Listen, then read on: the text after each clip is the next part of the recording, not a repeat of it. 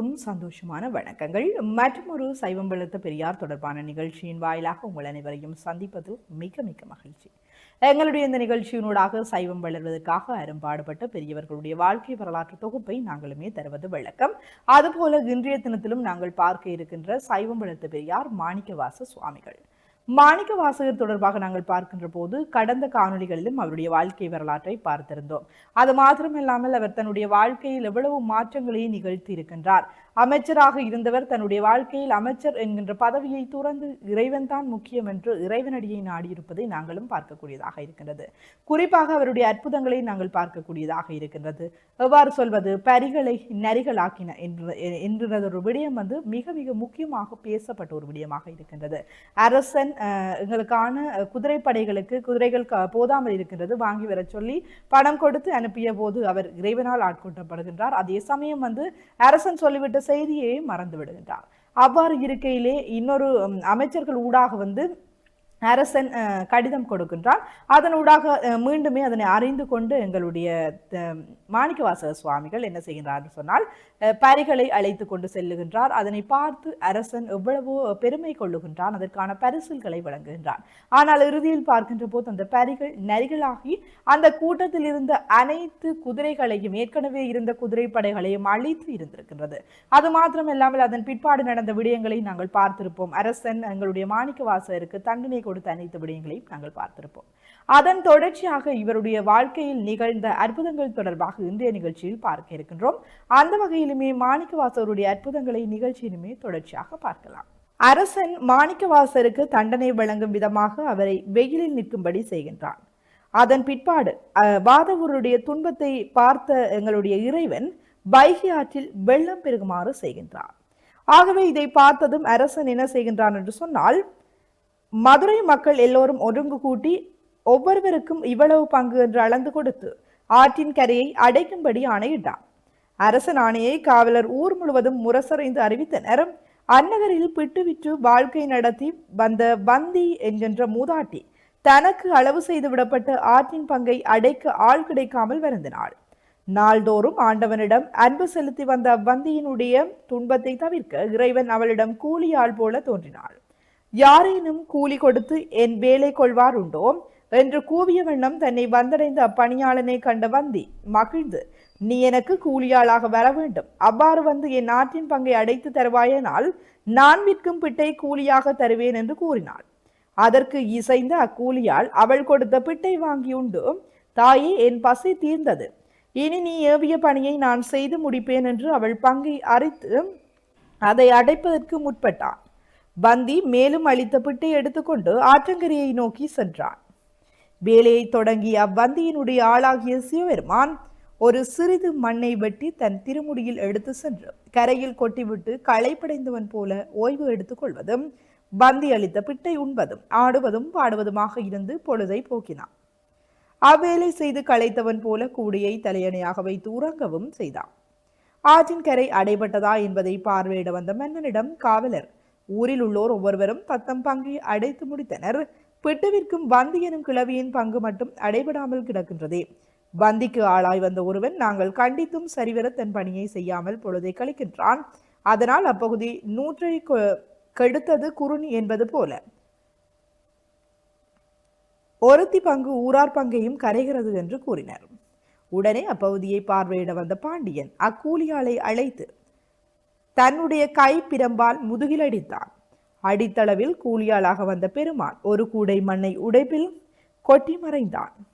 வெள்ளமும் வெற்றியது. பாண்டியன் அடித்த பிரம்படி அரசன், அரசி, அமைச்சர், காவலர்கள் முதல் எல்லோர் மேலும் பட்டது. அண்ட சராசர பொருள் அனைத்தும் மேலும் பட்டது. அது சமயம் ஓர் அசரீரி வெளிப்பட்டு அரசனும் ஏனையோரும் கேட்டனர். எமது அடியான் மாணிக்க வாசகன் பெருமையை உலகறிய செய்யவே நான் இந்த நிகழ்ச்சியை எல்லாம் செய்தேன். அவரை போற்றி நீ பெருவாழ்வு வாழ்வாயாக. அப்போது வாதவூரர் இறைவன் தன் பொருட்டு கூலியாளாக வந்த திருவருளை எண்ணி வியந்தார். பாண்டிய மன்னன் வாதவூரர் பெருமையரை நன்கறிந்து அவரை வணங்கி, நற்றவ பெரியீர் எனக்கு அமைச்சராய் அமர்ந்து எம் குலதெய்வத்தை என் கண்ணார காட்டி குதிரை சேவனாகவும் கூலியாளாகவும் வரச் செய்து என் பிறவியின் மாசை ஒழித்த பெரியவரே, என்னை மன்னித்தருள வேண்டும். தங்கள் பெருமையை இறைவன் எனக்கு நன்கு உணர்த்தினான். என் அரசுரிமை இன்று முதல் தாங்கள் ஏற்றருளல் வேண்டும் என்று வேண்டினான். வாதவூரர் பாண்டியனிடம், இறைவனுடைய திருவடி தொண்டு செய்ய என் உரிமையாக்குவதே இவ்வுலக ஆட்சியை எனக்கு தருதற்கு ஒப்பாகும் என்றார். மன்னனும் அதற்கு இசைந்து அவர் விரும்பியவாறு அவரை செல்ல விடுவித்து திருவருள் உணர்வோடு தம் அரண்மனைக்கு சென்றார். மாணிக்கவாசகருக்கு திருப்பணி செய்ய வேண்டும் பொருளை பண்டாரத்தில் கொடுக்கவும் ஆணையிட்டான். அமைச்சியலை துறந்து தவ வேடம் தாங்கிய வாதவூரடிகள் இறைவன் திருவிளையாடல்களை எண்ணி மகிழ்ந்தவராய் திருப்பெரும் துறையை அடைந்தார். மீண்டும் தன் குருநாதரை அடைந்த வாதவூரடிகள் அடியவர் கூட்டத்தோடு கலந்து மகிழ்ந்திருந்தார். ஞான தேசிகனாய் வந்த பெருமான் தாம் கையிலைக்கு செல்ல வேண்டியதை சீடர்களுக்கு உணர்த்தி அவர்களை இன்புற்றிருக்குமாறு பணிந்தார். அடியவர்கள் தாம் குருநாதரை பிரிய மனமில்லாமல் பெரிதும் வருந்தினர். அதை கண்ட குருநாதர் இக்குருந்த மரத்தின் நிழலில் ஒரு தெய்வ பீடம் அமைத்து அதில் நம்முடைய திருவடிகளை எழுப்பி வழிபாடு செய்து வருவீர்களானால் ஒரு நாள் இக்கோயில் திருக்குளத்தில் தீப்பிழம்பு ஒன்று தோன்றும். அதில் அனைவரும் மூழ்கி அடையலாம் என்று திருவாய் மலர்ந்து தம்மை பின்தொடர்ந்து வந்த அடியவர்களை நிற்க என்று கட்டளையிட்டு கைலை சென்றார். வாதவூர் அடிகள் மட்டும் அவரை பின்தொடர்ந்து சென்று கொண்டிருந்தார். அவரை கண்ட குருநாதர், நீ எம்மை பின்தொடர்ந்து வந்தல் வேண்டா, உத்தரகோசமங்கை எனும் திருப்பதிக்கு சென்று அங்கு எண்வகை சித்திகளையும் பெற்று திருக்கழுக்குன்றம் முதலான திருத்தலங்களை தரிசித்து பின்னர் தில்லையை அடைவாயாக என்று கூறி சென்றார். மாணிக்கவாசகரும் அவ்வாறே திருப்பெருந்துறையுறையில் குருந்த மரத்தின் கீழ் ஒரு தெய்வீக பீடம் அமைத்து அதில் குருநாதருடைய திருவடிகளை எழுந்தருளச் செய்து அடியார்களோடு தாமும் வழிபட்டு வரலாயினர். மாணிக்கவாசகர் திருவருட்போகத்தில் திளைத்து வாழும் நாட்களில் நமச்சிவாய வாழ்க என்று தொடங்கும் சிவபுராணம், அற்புத 10, அதிசய 10, குழைத்த 10, சென்னி 10, ஆசை 10, வாழா 10, அடைக்கலு 10, செத்திலா 10, புணர்ச்சி 10, அருட்பத்து, திருவார்த்தை, எண்ணப்பதிகம், திருவெண்பா, திருப்பள்ளி எழுச்சி, திருவேசவுறவு, ஆனந்த மாலை, உயிருண்ணி 10, பிரார்த்தனை 10, திருப்பாண்டி பதிகம் முதலிய பதியங்களை திருவாய் மலர்ந்தழுகி அடியார் கூட்டத்துடன் பல நாள் திருப்பெருந்துறையில் எழுந்தருளினார். ஒரு நாள் திருக்குளத்தில் தீப்பிழம்பு தோன்றிற்று. அடியார்கள் அனைவரும் 5 எழுத்தை ஓதிக்கொண்டு அதில் மூழ்கினர். பெருமான் அம்மையாரப்பையால் இடது வாகனத்தில் எழுந்தருளி அருங்காட்சி வழங்கினார். அடியவர்கள் அனைவரும் மூழ்கி சிவகணங்களாயினர்.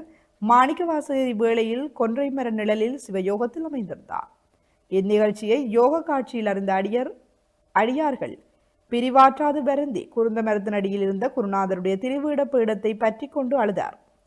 திருச்சதகம் என்றும் பாமாலையை இறைவன் திருவருளை தோத்தரித்தார். பின்னர் குருநாதர் தனக்கு பணிந்த திருளானையின் வண்ணம் திருவுத்தர கோசமங்கிக்கு சென்று நீந்தல் விண்ணப்பம் எனும் திருப்பதிகத்தால் தோத்திரம் செய்தார். திருவாதவூரின் திருவாசகத்தையும் திருக்கோவையையும் தம் கையால் எழுதிய இறைவன் அந்நூல்களை உலகறிய செய்ய வேண்டி நூலின் முடிவில் மாணிக்கவாசகர் சொற்படி திருச்சிற்றம்பலமுடையான் கையெழுத்து என திருச்சாத்திட்டு தில்லை சிற்றம்பலத்தில் பஞ்சாக்கரப்படியில் வைத்திருந்தார். காலையில் கோயில் இறைவனை பூஜை செய்ய வந்த அர்ச்சகர்கள் பஞ்சாரக்கரப்படியில் நூலொன்று இருப்பதை கண்டு வியந்து அதனை எடுத்து ஆண்டவனால் இது தரப்பட்டதாகும் என்று அன்புணர்வோடு பிரித்து பார்த்து படித்தார்கள். அந்த ஏடுகளின் முடிவில் மாணிக்கவாசகர் சொற்படி திருச்சிற்றம்பலமுடையான் கையெழுத்து என்றிருந்ததை கண்டு உடல் சிலிர்த்து இறைவன் திருவருளை பெறுதற்குரிய நூல்களில் இது தலையானது என்று புகழ்ந்து இந்நூலை பாடிய மாணிக்கவாசகரை சென்று கண்டு வணங்கினார். திருவாயிற்படியில் இந்நூலை இறைவனால் வைக்கப்பட்டிருந்த நிகழ்ச்சியை அவரிடம் தெரிவித்தார்கள். வாதவூரர் அதனை கேட்டு திருவருளை எண்ணி வணங்கினார். முடிவில் அந்தனர் அனைவரும் இந்நூலின் பொருளை தாங்களே விளக்கம் செய்ய வேண்டும் என்று வேண்டிக் கொண்டனர். அதற்கு மாணிக்கவாசகர் இதன் பொருளை தில்லை சிற்றம்பலத்தில் வந்து தெரிவிக்கின்றேன் என்று சொல்லி அவர்களோடு சிற்றபைக்கு எழுந்தருளினார். அங்கு வந்து இந்நூற்பொருள் இச்சபையில் எழுந்தருளியுள்ள ஆனந்த கூத்த பெருமானை ஆவான் என்று காட்டி அச்சபையில் எல்லோரும் காண மறைந்தருளினார். இவ்வற்புத நிகழ்ச்சியை கண்ட அனைவரும் வியந்து மகிழ்ந்து தொழுது போற்றினர். நடராய பெருமான் மாணிக்கவாசகருக்கு தம் திருவடிகளிலேயே 2 கலக்கும் பேரின்ப பெற்றையும் அவரை ஆட்கொண்டு அருளினார். இவ்வாறாக மாணிக்கவாசகருடைய வாழ்க்கை வரலாறானது மிக மிக வித்தியாசமான கோணத்தில் அமைந்திருக்கின்றது. இவர் எழுதிய பதிகங்கள் இன்றும் எல்லோராலும் நினைவுறப்பட்டுக் கொண்டுதான் இருக்கின்றது என்று நாங்கள் சொல்லிக்கொள்ள முடியும். என்று சொன்னால் இத்தகையவர்களுடைய அர்ப்பணிப்பு தான் இன்றும் நாங்கள் சைவ சமயத்தை இவ்வாறு போற்றுவதற்கு காரணமாக இருக்கின்றது என்று நாங்கள் சொல்லிக்கொள்ள முடியும். அந்த வகையிலும் இன்றைய நாளிலும் மாணிக்கவாசகருடைய வாழ்க்கை வரலாறு தொடர்பாக பார்த்திருந்தோம். மற்றொரு காணொலியில் மற்றொரு சைவம் வளர்த்த பெரியார் தொடர்பாக பார்க்கும் வரை இன்றைய நிகழ்ச்சியிலிருந்து விடைபெற்று செல்லும் நான் கலின்ஸ்டா ஜெயக்குமார். நன்றி நேயர்களே.